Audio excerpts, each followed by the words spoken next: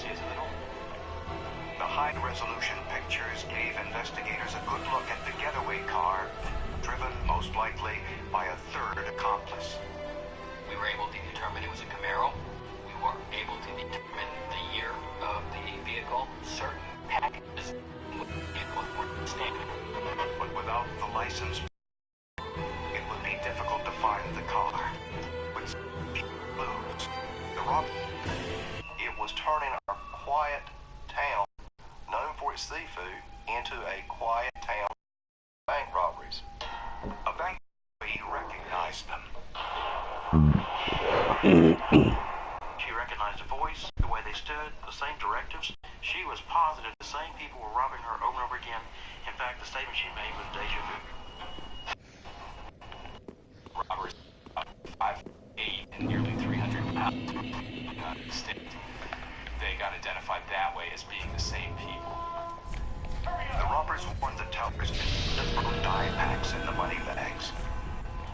Dye packs are rigged to explode, leaving a permanent dye on the bills. Well, it had come down. It sort of made me mad. The reporter stood in the middle of the street in Calabash and made a comment. If you want to rob a bank, Calabash is the place to go. Over the next several years, these getaway cars were stolen and abandoned miles away. They were not making a lot of mistakes. They were going in, they were getting what they needed to get, and they got out of the bank. We had no hairs, we had no fibers, Shaka we had no went to walk, confessions, we had no money. We had very few bits of real physical evidence.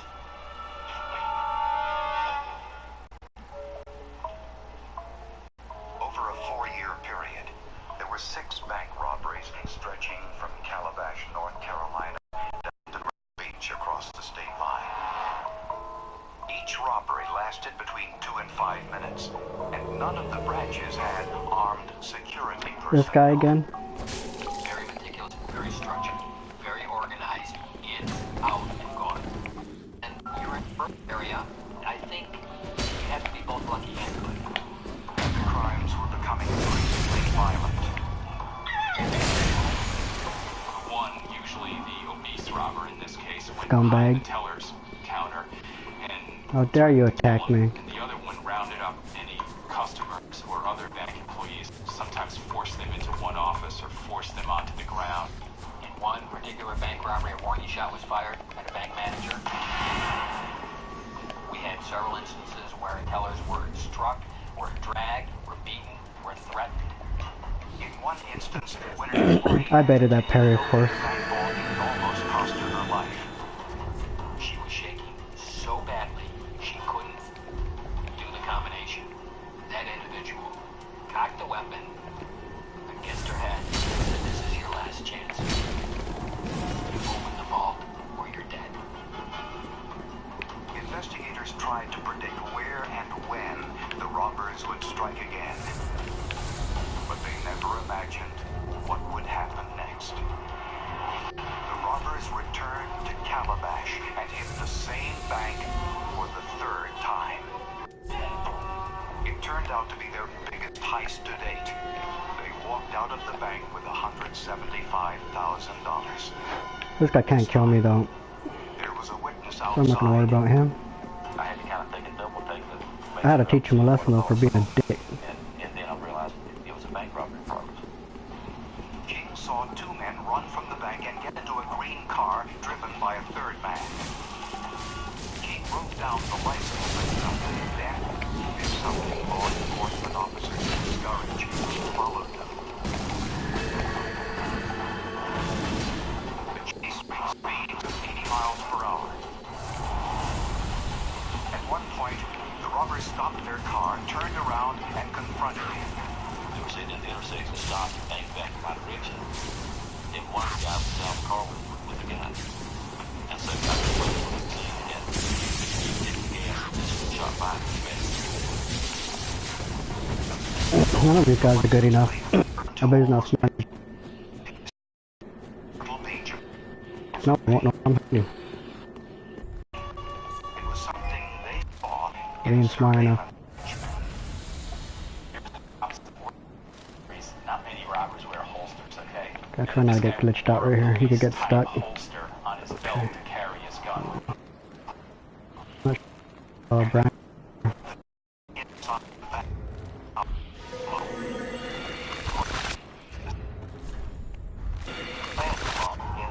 There was also The old lever stance, which was a type of a Aw, stance shit. that you're trained to do in police work. Which he held his gun in his hand that was unusual. It's hard to describe. We thought there was a high Yeah, they don't do that possibility anymore. it was somebody That's a that gun had range maybe stance. gone through some kind of law But enforcement good to get training or your even military training. both hands on your gun and gun on target. how the robbers Good were practicing. getting away with If you wanna.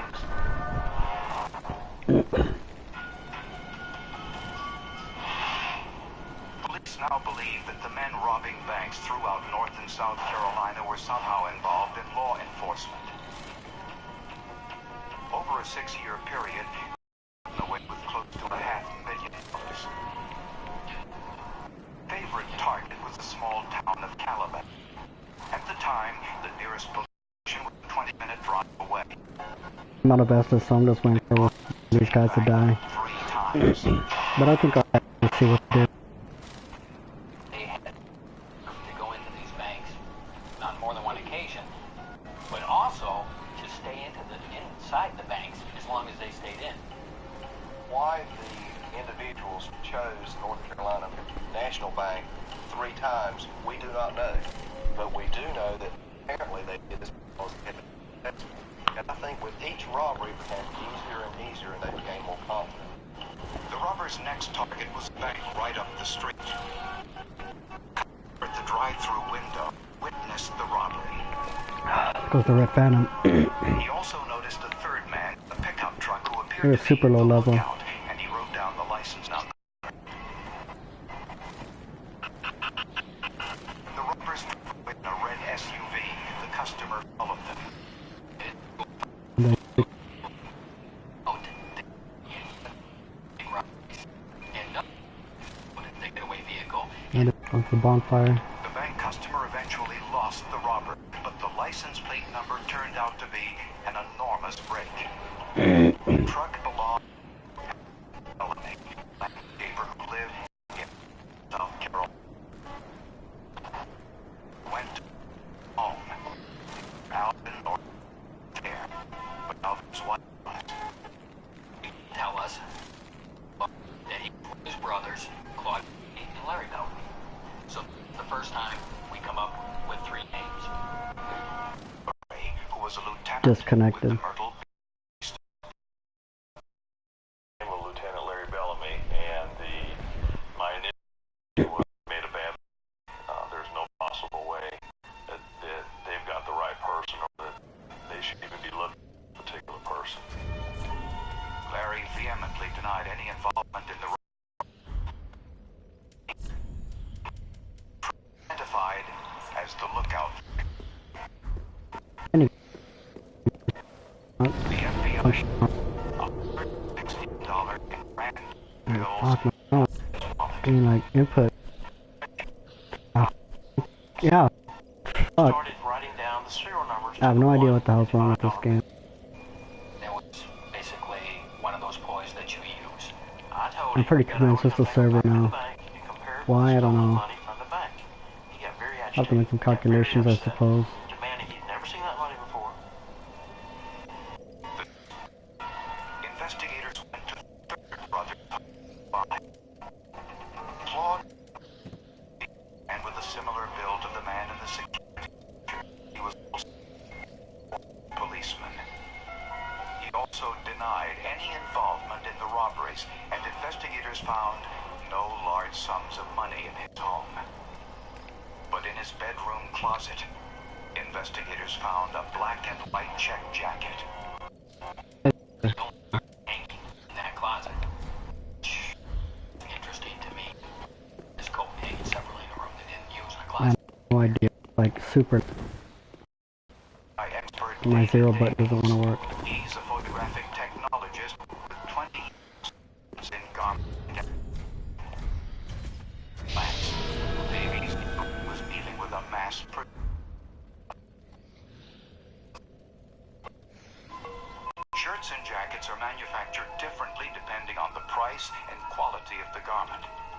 For example, in more expensive shirts, the manufacturer lined the breast pockets to match the pattern. When you have a pattern that has Woman. Yep, look, did you see that? It's all on that I was grabbing. The manufacturer I think I'm just gonna have to write a letter to somebody. So I got more. He don't got no poise, so you guys got a Havel with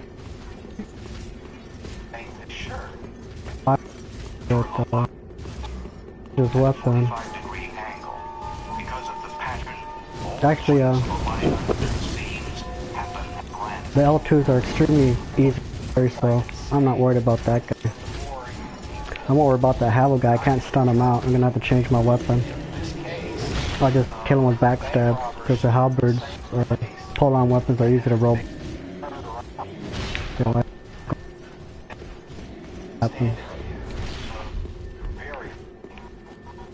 And Davies discovered the alignment of the pattern at all of those random points was identical.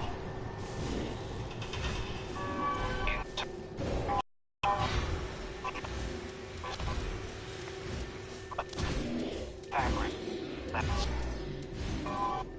a little light. Supplies, I ain't got no grass. White thread that's below the dyed gray. He found the same anomaly, a tear in the exact same spot on the jacket. I was absolutely sure that it was that jacket. No doubt whatsoever. No doubt. The examination of the plaid shirt by the FBI was exceptional. We've never seen or heard of this before. This is a new process to us. What I couldn't tell was who the bank robber was, but what was the jacket robbed the bank.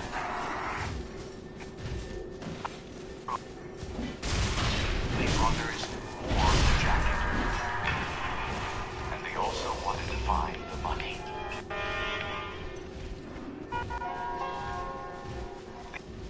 Footage determined that the jacket found in Claude Bellamy's home, the bank.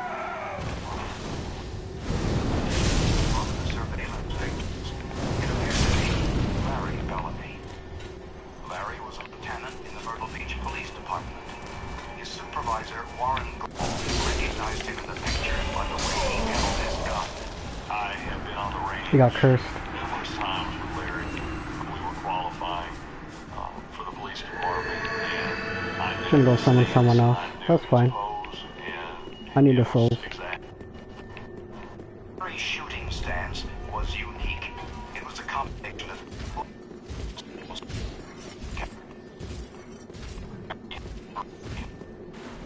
that's the job.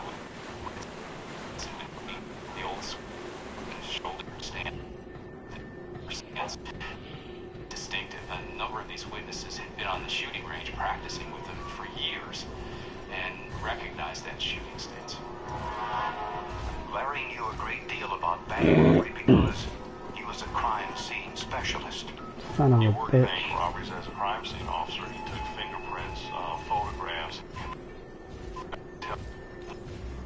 That occurred in Myrtle Beach. He was aware of what is looked for at a crime scene. Incredibly, Larry Bellamy helped investigate one of his own crimes. I don't know. Looking back at the day that we located the stolen car, I remember Larry Bellamy showing up on the scene, offering his assistance to us.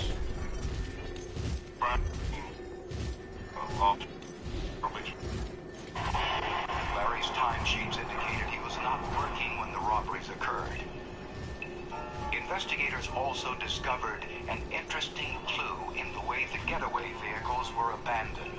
They were so successful for so many years that they just got sloppy. And towards the end, they started using their own cars to carry out the robberies. Investigators found the red SUV used at their last last robbery at a safe house the brothers rented about 100 miles away in Aberdeen, North Carolina. By the time the FBI found it, everything else was gone. We never recovered the money from these bank robberies, and there was a total take of approximately $800,000. When you break down that amount of money over that time frame, split maybe 3 ways, we felt that it would be easy to spend that type of money without a great deal of notice, or even if they put it away, which to this day we don't know. Ironically, the Bellamy brothers lived just across the highway from the Robbers Roost Golf Club. In 2000, they were arrested and charged with numerous counts of bank robbery. They pleaded not Same guy? guilty. But the forensic garment analysis was more than enough to satisfy the jury.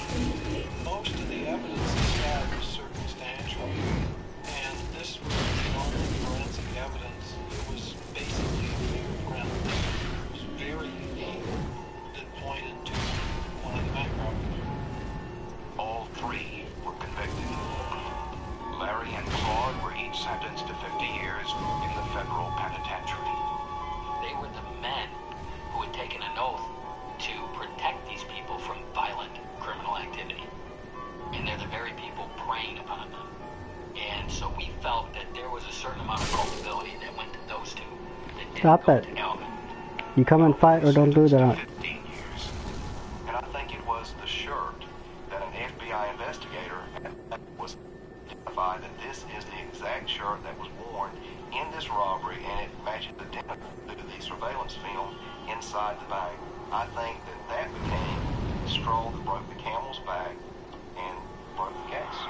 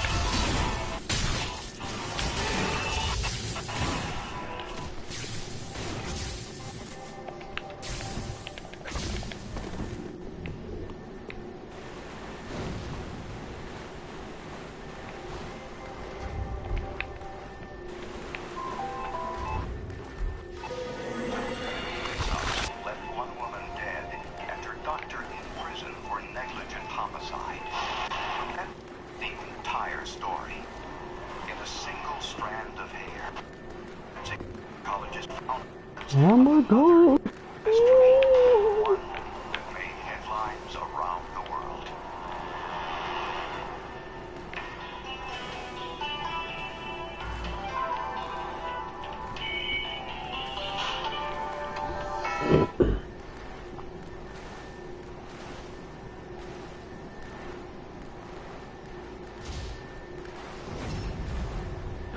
Backstab.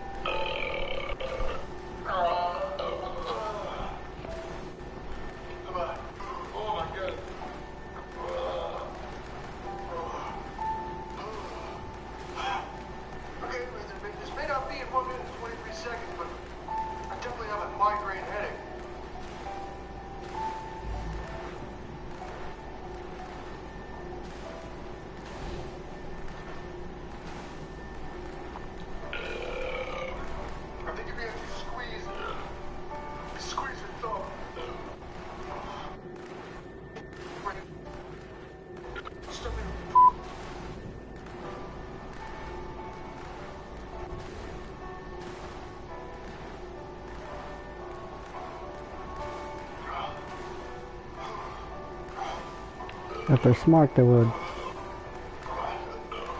kite those fat guys and kill them that way. Or they could jump down those steps right there and then climb up the ladder and go up and around.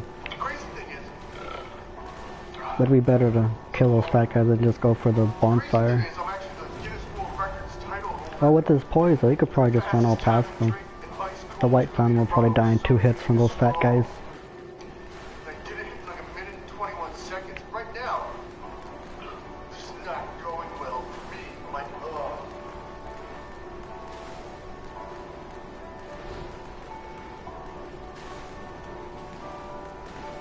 So what are they gonna do? Go up the ladder? Get the crystal lizard?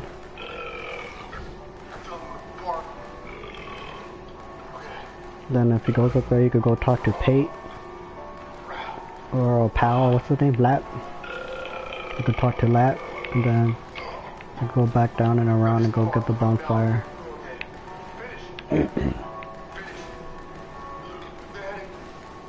I think that Phantom's gonna have to sacrifice himself again. But if the guy reaches a bonfire, you can summon him at the bonfire. So.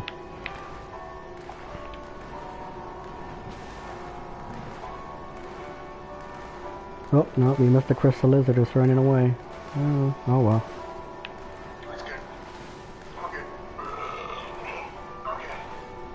Man, he took massive damage from those fucking shell bros. Shivering cold. What am I going to do? I have 2 different glasses just in case one doesn't work. And I'm going to let out my frustrations, a war cry, upon these glasses and hopefully break them, shatter them with nothing but my voice. And as always, if you're going to attempt this science experiment, always make sure to wear the proper eye protection. And all I have to do is I have to match that frequency with my voice at an earth-shattering 115 decibels, and hopefully the glass will break, ladies and gentlemen. Alright, this one we're going first. Boy, Mr. 420. Yeah, 860.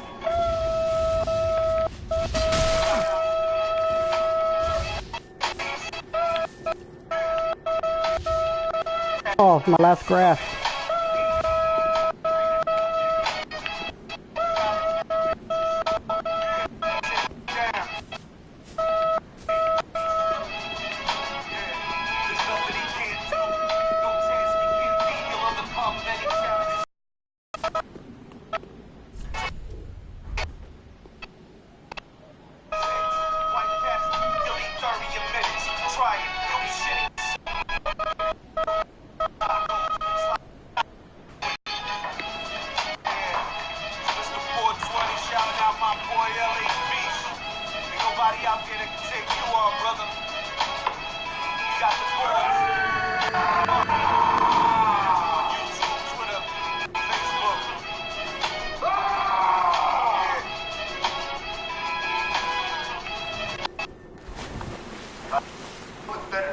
Ladies and gentlemen, now that I got my headaches and frustrations out of the way, with certain random websites here on the internet that I feel may not be filled with some bullshit at this exact moment in time. So, my main focus is to continue to move forward, full speed ahead, eliminate the distractions, put my blinders on, and stay true and focused on what I've been doing on this certain random website for the past 7 years, and that's continue to create simple, funny, creative, and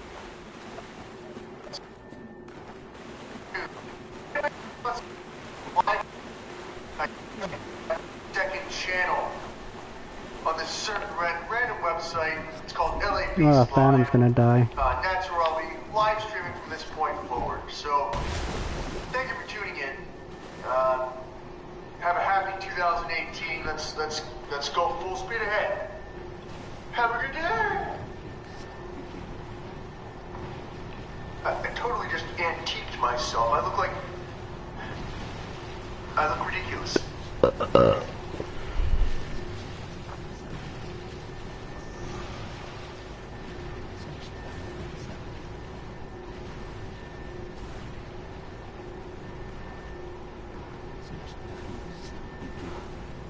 Salisbury steak.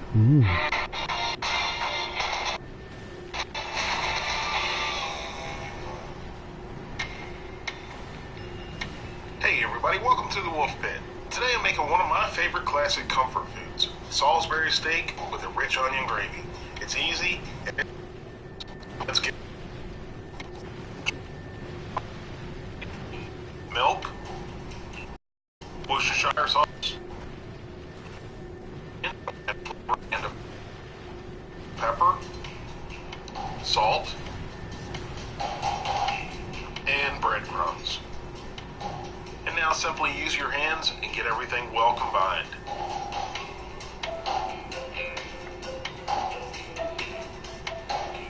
And now add your ground beef, and I'm using 80-20 ground chuck. That'll give you the most flavor and moisture. Where's the host? And now I'm going to form the mixture into the classic oval shape. There he is. You can form them into hamburger patties if you like, or even into small meatballs. You better go get that fucking bonfire, And now host. on a I'm large gonna kill. skillet, medium high heat, I'm going to brown the patties for about 2 minutes. Go to the per side, bonfire. just to get a little color to them. Go to the bonfire. Through at this point. After 2 minutes, give them a flip and let them go for 2 more minutes.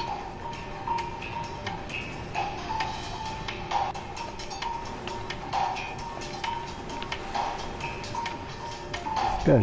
At least you light the bonfire, so he doesn't have to do all that again.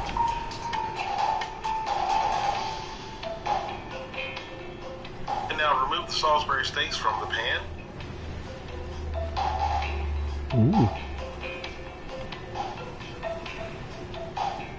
And now add some sliced, diced, or chopped yellow onion. And I'm using chopped. You could also add some sliced mushrooms at this point as well, which will make the gravy even better. Continue to saute the onions for 2 to 3 minutes until they begin to sweat, and then add some beef base, followed by 2 cups of water. And now give it a good stir to dissolve the beef base and make sure you get all the fond off the bottom of the pan. And now return the Salisbury steaks back into the skillet.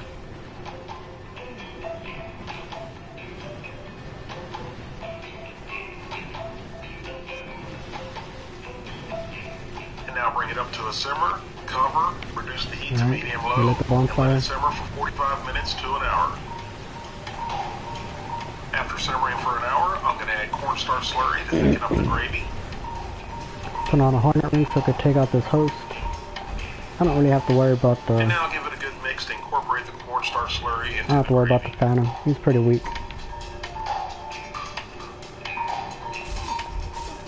And now you have a beautiful, thick, rich, silky gravy.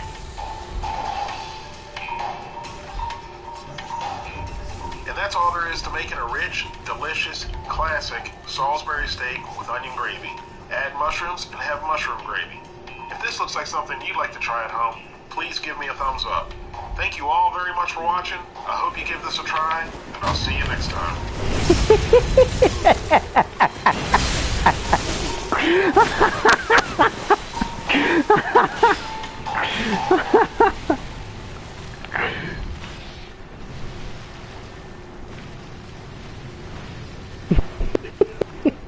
I told you. You didn't believe me.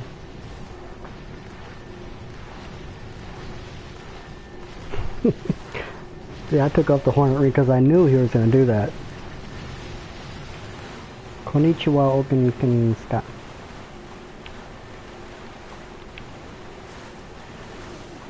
Mushi Mushi. Oh, he left. Oh well.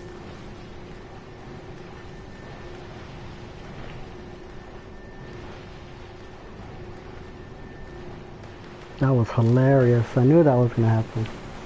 Saga, let me tell you of the days of high adventure.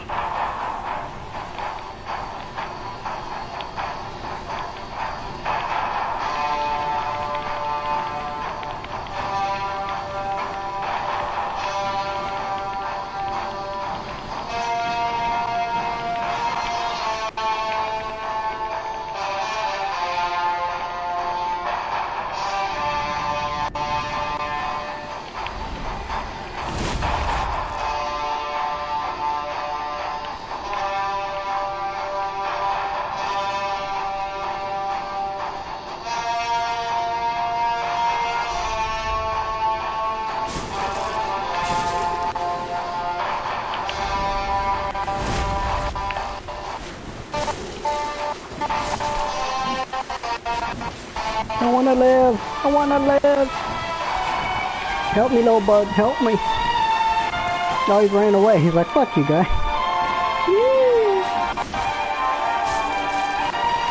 Oh, shit. He's gonna get me. Help me, bug. Help me. Help me. Where? Live. I can do it. I can do it. I can do it. Help me, adjudicator.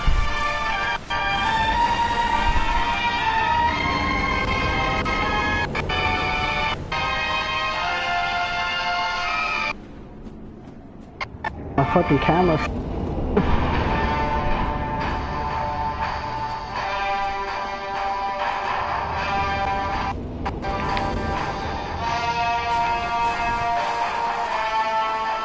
I don't even know what ring I have on. I gotta double check.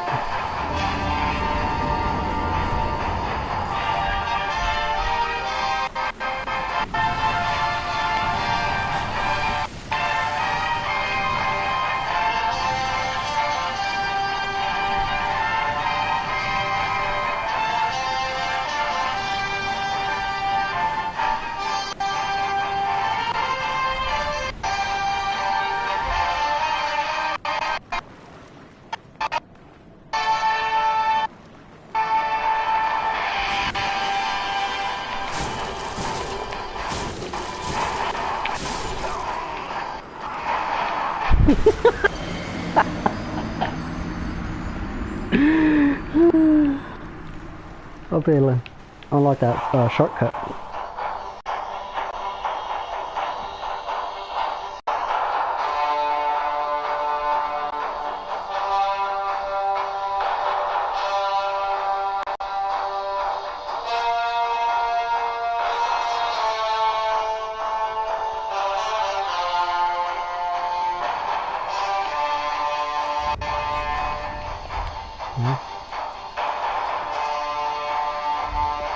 Man, I gotta go get all my souls.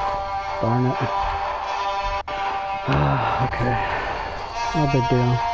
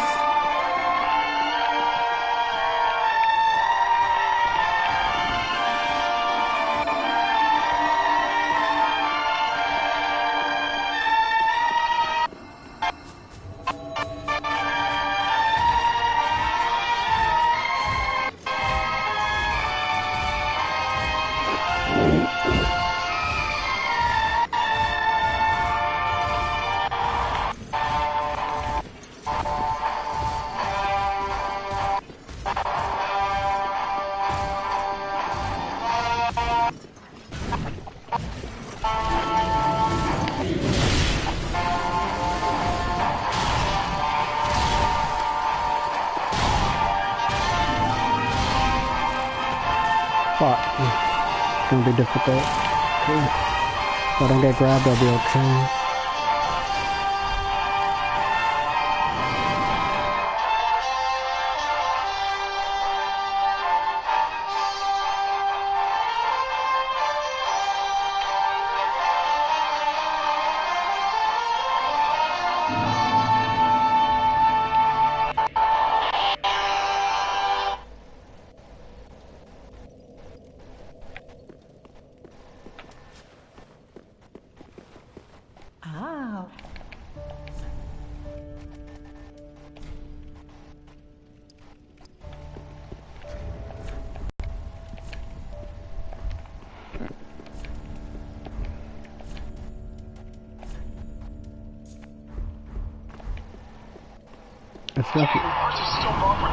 It's definitely the game though, because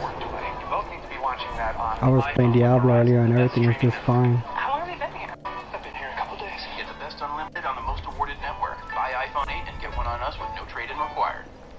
Hello everyone and welcome. In this video we are talking about dynamic skip fire, the technology which seeks to improve the efficiency of engines.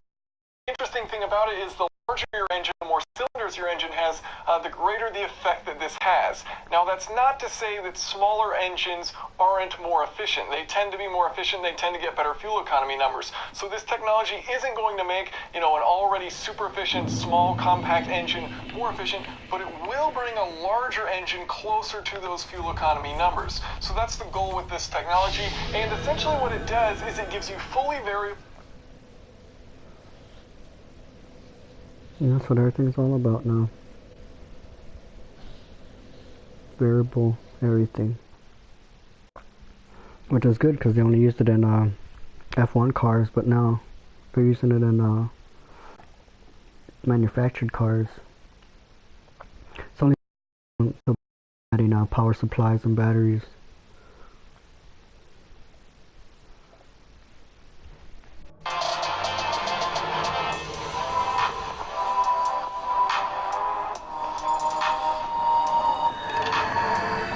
Don't report me. Is this guy a hacker or what?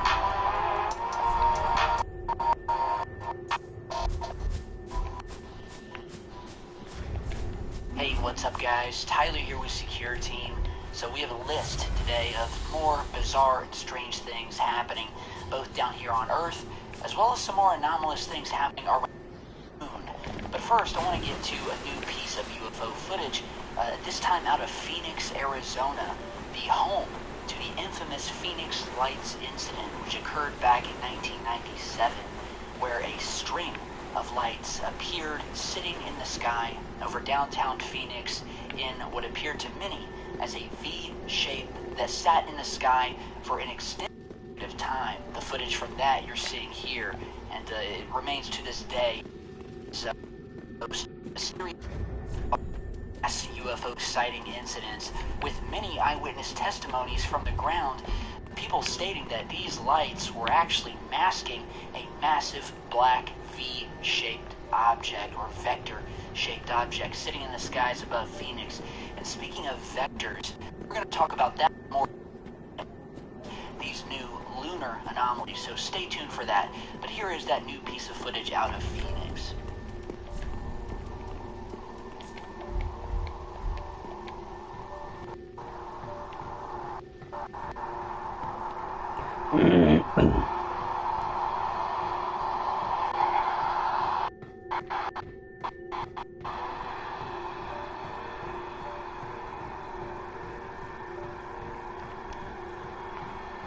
Not nearly as high though. And so here we have another set of lights in the skies. They don't seem to be moving at all, like you would maybe think of your Chinese lanterns, which also, if you've seen these things, those things turn up orange or yellow. They float, they blow in the wind, they do not sit in place like what was just seen over Phoenix. There is a second clip that was provided by a viewer of another YouTube channel that goes by the name of iNameless Network, who does a great job of posting UFO footage. I'll put a link to his channel down below. Be sure to head over and check it out. But again, we have a different view of these lights, which appear to be, again, sitting in a V shape, with many onlookers who saw the lights wondering if this was a return of the infamous object that appeared over Phoenix in 1997. So I want to get the word out. Anyone in Arizona who saw this thing or saw these lights, if you have footage or images, be sure to email me them or tweet them to me. So big thanks to iNameless Network and the viewers who captured this footage. Tell me what you guys think.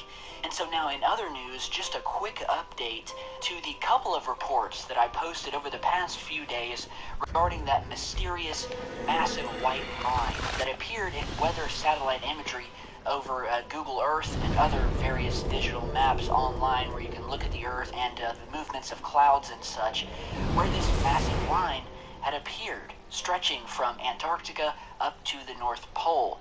And since then, that line has disappeared as the weather data has been updating. But as that has happened, and as we featured in our last video, we've been also getting video clips from people on the ground from various parts of the world showing would appear to possibly be one of these massive trails that we've seen from space, but from down here on the ground, and I featured some of those clips in my last video. Now, some of these clips are featured near where the line was seen on Google Earth. Others have been captured in the Netherlands and Europe, so we may have multiple cloud trails appearing, but the only one that we saw was the one stretching across South America. But that's not to say there weren't others.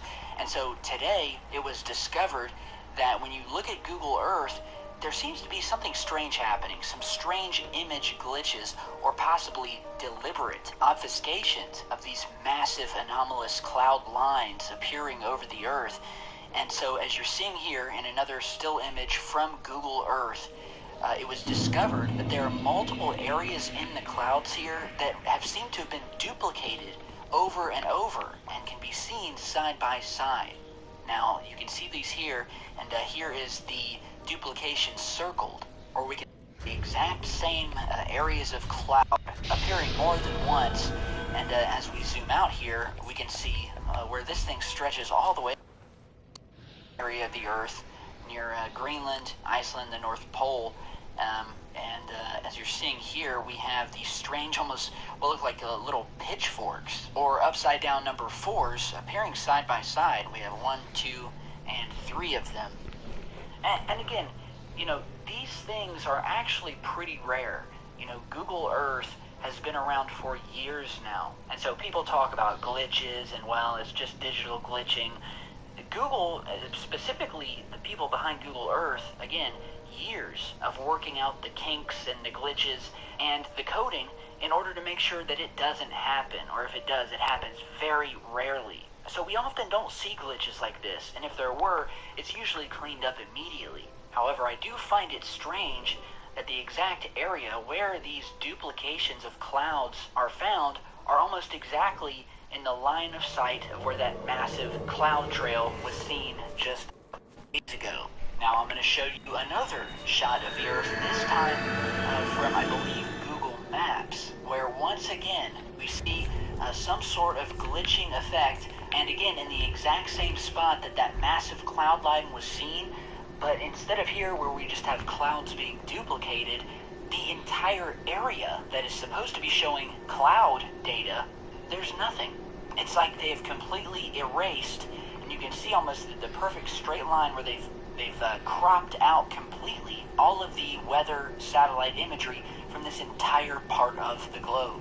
And you can see the distinct lines where they have edited it out or cut it out, but on either end of the Earth, we see the cloud cover as usual. So my question is it simple glitching, or is there a reason why the satellite data imagery is either being duplicated and or erased on multiple different applications, and in the exact same area that these mysterious, massive, entire globe-spanning lines have occurred?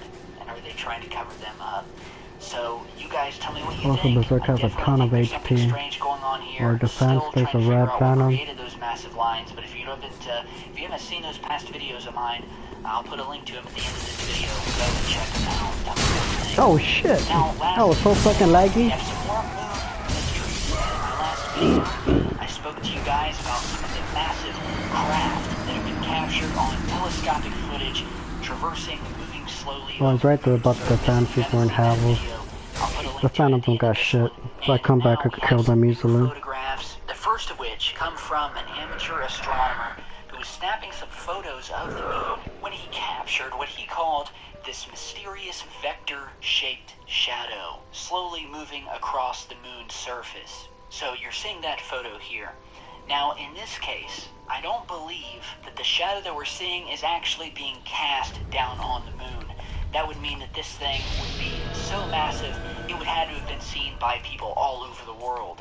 So whatever this object is, I would say that it's likely closer to Earth than it was the moon, but likely, and according to the astronomer, somewhere in space. And stay tuned here because there's some other interesting things in this photograph we're going to go into in just a second. But going back to the strange shape of this shadow, like I said earlier, taking on the shape of a vector or chevron. Now, if you followed my past videos, we talked about the great deal of symbolism that exists regarding the vector shape. The symbolism is prevalent in almost every space agency that exists today, starting with NASA, in their very logo, and almost every other mission patch they have ever used contain the vector symbol, which varies from time to time in its shape, but always holds true to this sort of curved V shape. It's called a vector or a chevron. And almost every other space agency in the world contains this same symbol, as you're seeing here. And so in my past videos, we have correlated the importance and mystery of this symbol and why it is used by nearly all of the space agencies and a lot of the UFOs that have been captured in space, taking on the same shape. For instance, here is a photograph taken by an astronaut floating out in space outside of the International Space Station. And as we zoom in to his visor, we can clearly see being reflected is an anomalous object taking on this vector shape. And this object was actually captured in 2 separate frames. But you can see the similarities here to the vector symbol that is used in the NASA logo. Here we have a photograph taken during the Apollo 17 moon mission while they were walking on the moon, or in this case, driving on their moon buggy. Unbeknownst to them, they had yet again captured an image of another one of these mysterious vector-shaped objects hiding way back in the distance in the darkness of space. However, once enlarged, as you're seeing in this analyzed photograph here, we get this eerie green vector-shaped anomaly sitting or possibly moving in the distance as they traverse the lunar surface. And these vector or V-shaped objects have also been seen down here on Earth, whether through weather satellite imagery, leaving signs of their presence in its wake. We've seen in nighttime weather cameras situated down here on Earth. In this photograph here, silently hovering within our cloud systems, as was reported here on the channel a year or 2 back, where we had a multitude of reports of the exact same object being seen up and down the coast of California, blending in with the nighttime cloud cover. Here we can see the exact same V-shaped object captured at different times and in different areas of California. Now, you look at this and tell me, what type of natural weather phenomenon created this? And so are these mystery craft and objects the real reason that the vector symbolism is so prevalent in most, if not all, of the various space-related agency logos? And are we capturing another one of those objects here with this shadow? Now, as I said earlier, there's something else interesting in this photograph, because it was pointed out as we zoom in onto the moon. It was pointed out that there seems to be a potentially artificial structure standing upwards from the moon's surface, casting a long shadow behind it. And I'll go ahead and circle that here. Some have said that it looks like a massive triangle or pyramid, or possibly some sort of rectangular object. And as we analyze this further, sort of play with the contrast here, we see what looks like a very sharp triangular shape here, casting a very long shadow behind it. Does this look strange to you guys? I mean, it definitely seems to stick out amongst the other uneven topography of the moon here, but again, it's just something I wanted to point out, so tell me what you think. And lastly, just to go one step further, we have another set of new images, this time taken from the surface of the moon by a rover that was actually placed there a couple of years back by China.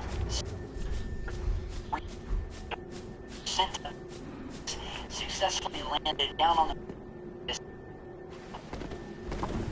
Buddy StreetCap 1 was that in one of the photographs in the distance we discovered what appeared to be just a strange black box sitting way in the distance on the other side of one of these craters here. And so you're seeing the full res image zoomed out here, and if you'll just take your attention, this area here, and I'll put a circle around it, and you may already be able to see a little square indentation in the horizon line of the moon. And as we zoom in, it becomes evident, scattered amongst the rocks here, that we have what appears to be some sort of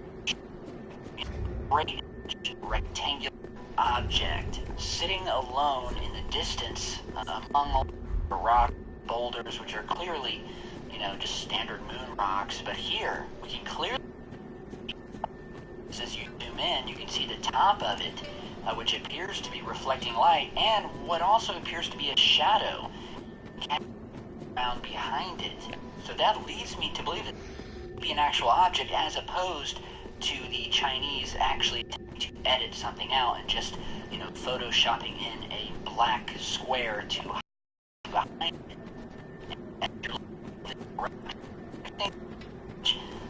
That looks like this. I mean, this looks like a dark or blackened box, possibly artificial to me, hitting surface in an area where we have never been before. There have never been population that pulls out any leftover debris from when we were there. And in another image that was taken directly after this one, as the camera panned off to what many believe to be a saucer.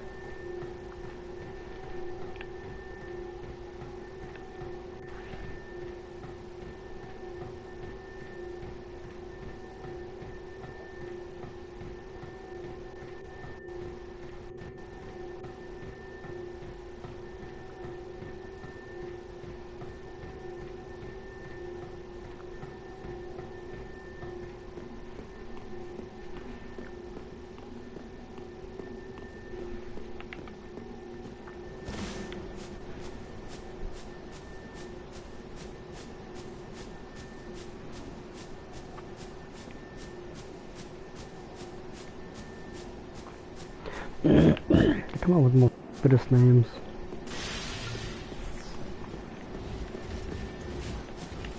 Freaking weebos.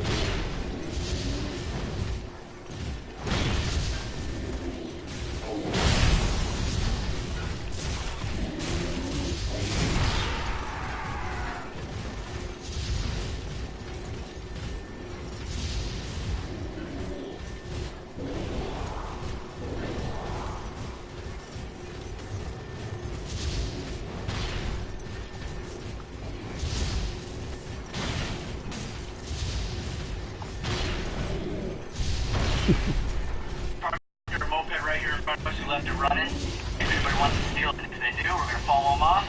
And oh boy, do we have a surprise for them. Woo! Yeah, fuck yeah, boy! Yeah!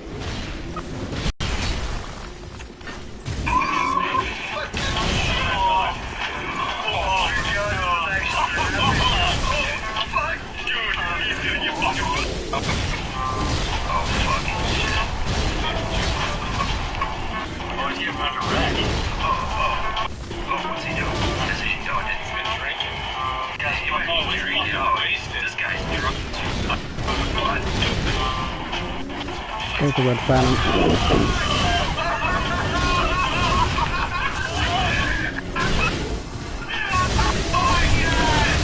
You guys so fucking.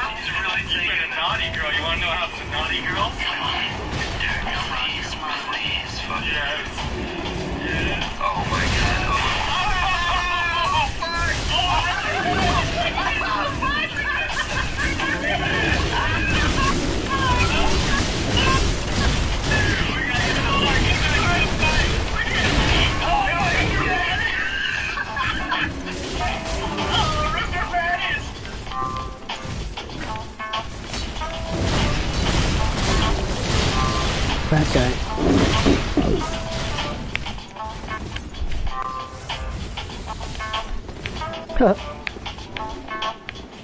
He's not good enough. I'm gonna rest this though. I think I'll wait for you guys. They're getting wrecked by all those fat guys anyway. No way, he's thinking about it. He's thinking about it. Oh, he's gonna fucking get it. Oh, fuck. Oh, fuck. Look, he can't even drive it. Little fat guy.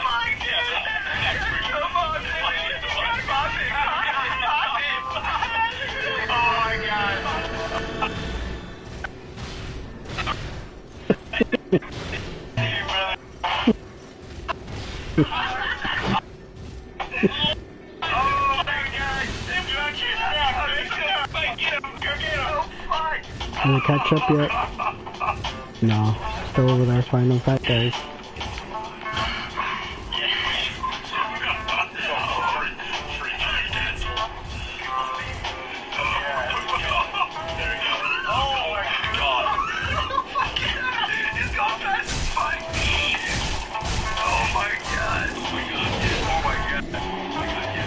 There's the other guy. Have to watch out. Don't wanna get plunged.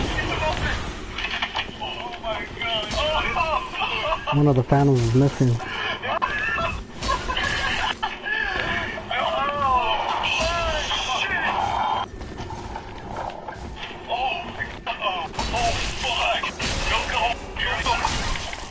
He's not rolling. Did he run out of stamina? What happened? He's dead. Tell people over there, dipshit. That was a bad idea. Holy fuck. Whoops.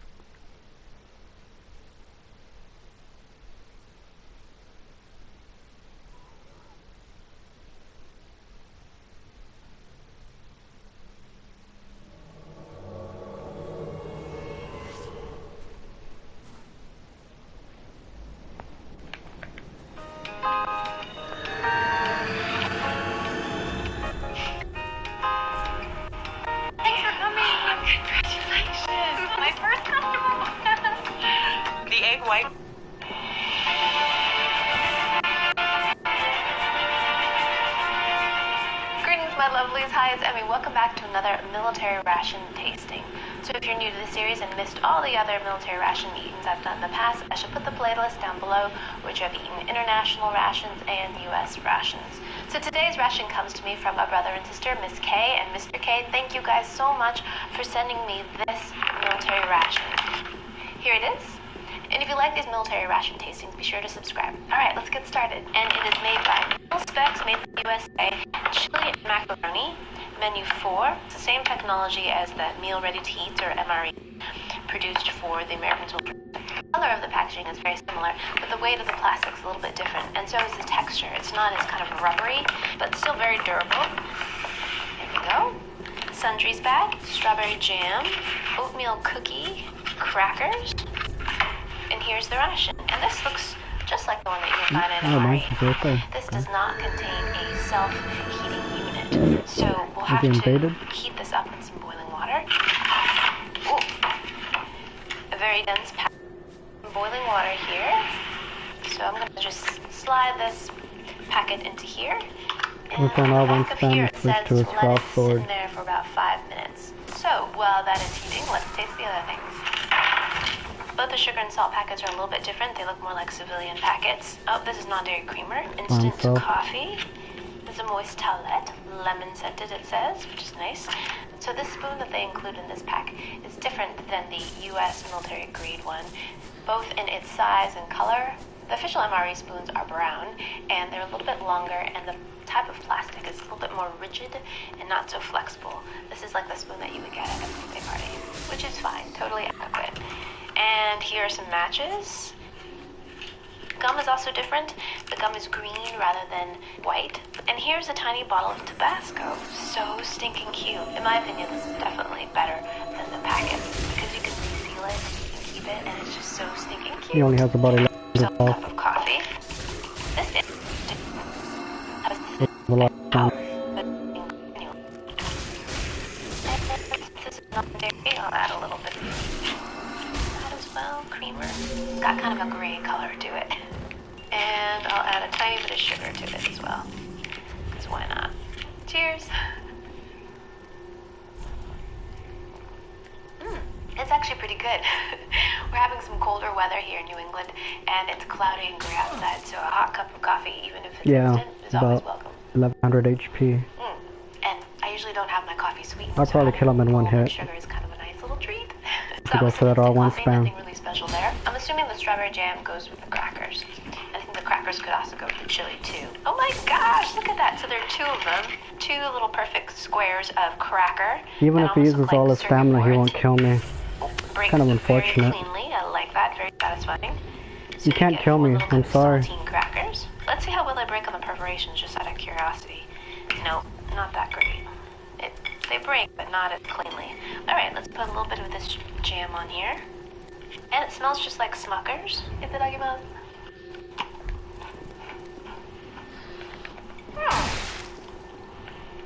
Come on, kill me. And it tastes like a makeshift Pop-Tart. The cracker's a little bit denser than I expected it to be because it looks like a lean. I was expecting that kind of lighter crunch. And it tastes a little bit more like a biscuit. Maybe there's baking soda in there, I'm not really sure.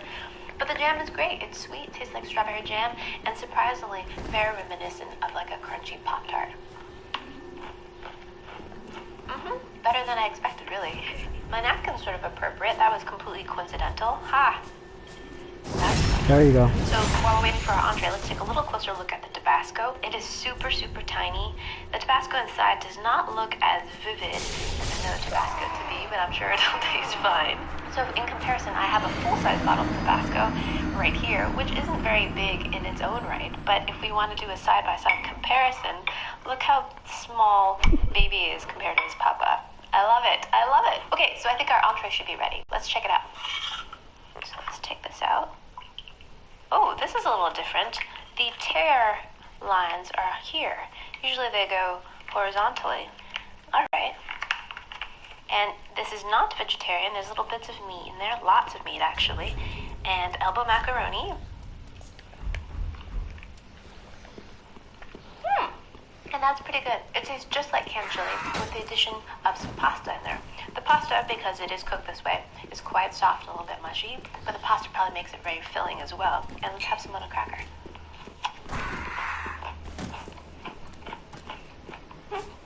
Tastes like a cracker and chili. But you know what will make this a million times better? This little guy. Alright, let's douse this guy with some Tabasco. So much better. Tangy, smoky. This part's gonna be hard. Love it. Does anyone have a hack for refilling these little bottles? They're so stinking cute, but I imagine it'd be tricky unless I had a really tiny, tiny pipette or something to refill this. Now let's finish up our meal with dessert, and this is an oatmeal chocolate covered cookie. Wow, it almost looks like it's plastic. That's kind of disconcerting. Look at that. Look how shiny that is. Okay, it snaps really nicely.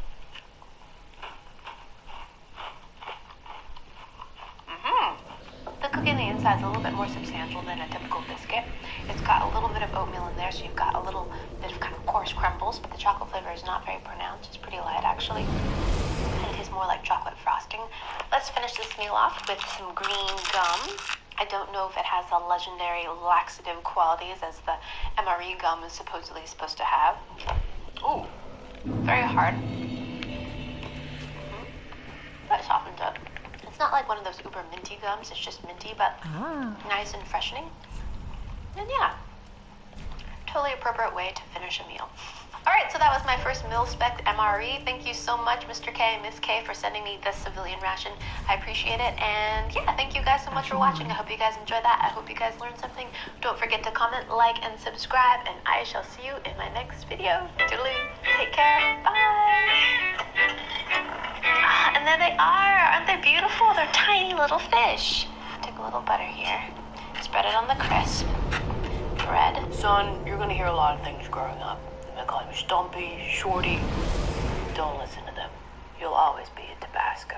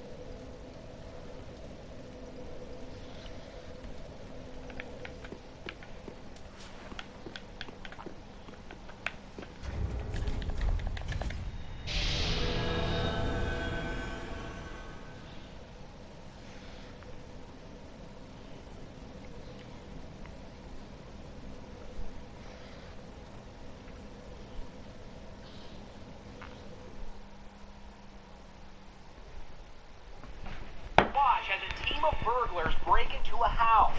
Rather than attack, the dogs wag their tail.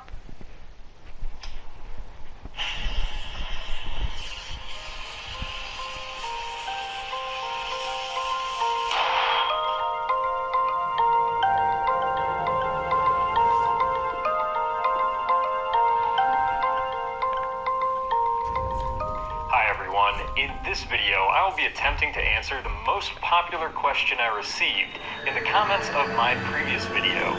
In case you missed that video, the topic was on the electrical inductance of copper plates and how they respond to magnetic fields. Now, the question I'll be attempting to answer was prompted by the last experiment I did in that video. The experiment was to take a disc of copper, in particular this 3-inch diameter by 1-inch thick disc of copper, and a magnet on a pendulum.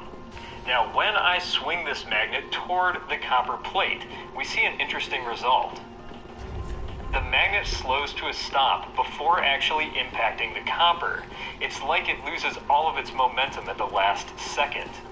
Now, the reason this happens is because an oncoming magnetic field moving toward a conductive surface excites electrons in the material. It causes them to orbit in a circular pattern. This turns the piece of copper into an effective electromagnet, which produces a magnetic field in opposition to the one that is coming towards it.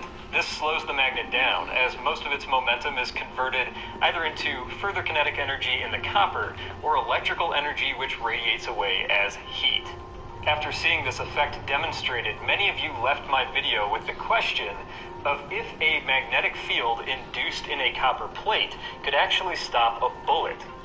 Now, the bullet would have to be magnetic in order to take it